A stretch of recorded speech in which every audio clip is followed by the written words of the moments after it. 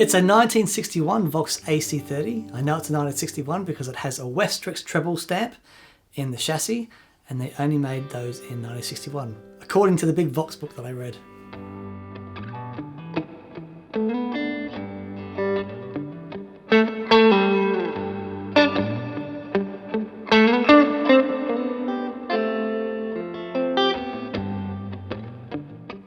I was at a very dear friend of mine, Paul Stacey's studio. I was looking for a new amp. I was trying all of these new things, and Paul says to me, have you ever thought about getting a vintage amp? And at that time I really hadn't. And he said, check this out. And he plugged into his AC30 and he turned it up and just went swang. And I ran down to Charlie Chandler's to see if they had an AC30, and they had this one. So I grabbed it. And yeah, that was about 10, 12 years ago now.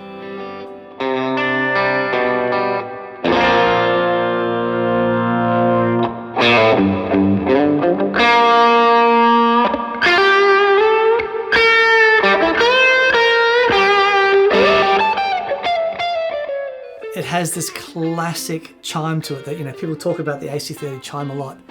Something about the combination of the EL84 power section and those Vox Blue speakers. It has this beautiful top end. It's not harsh, and the way it breaks up as well, and the speakers compress.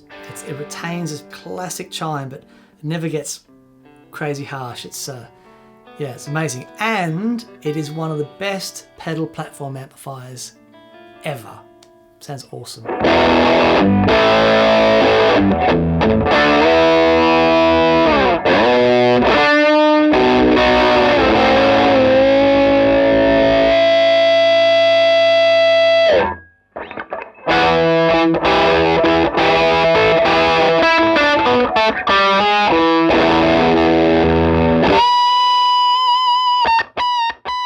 There's quite a lot of things not standard about this. When I bought the amplifier, it was in its original head, and I really wanted a combo.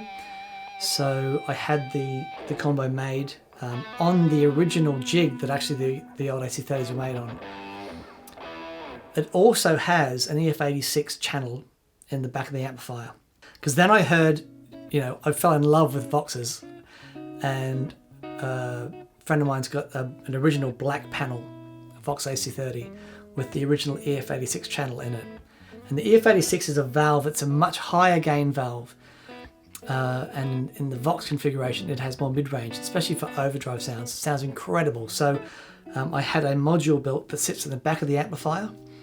So I've got one input going into the normal channel, and then another input going into the EF86 channel. And I switch between those depending on the sort of sound I'm going for. But it's been recapped and, you know, fixed up. But yeah, it still has all the original transformers and speakers, and it sounds amazing.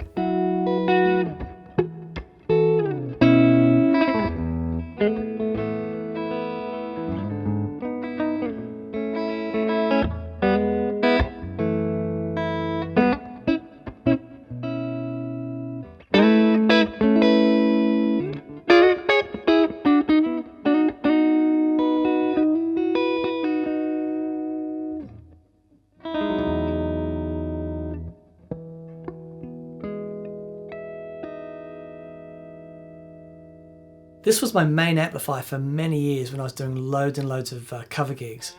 And the sound guys loved it. They'd stick any microphone in front of it, turn it up, and there it was. The AC30 doesn't have a lot of bottom end, so it sits beautifully in the mix. It works brilliantly with pedals. So yeah, I'd have two channels going out of the G2, one into the EF86, one into the normal channel, depending on the EF86 has more mid-range, so depending on the sound that I wanted. But it sounds great quiet, but when you turn it up, when you get to those venues that you get the chance to actually wind it up, it's magic.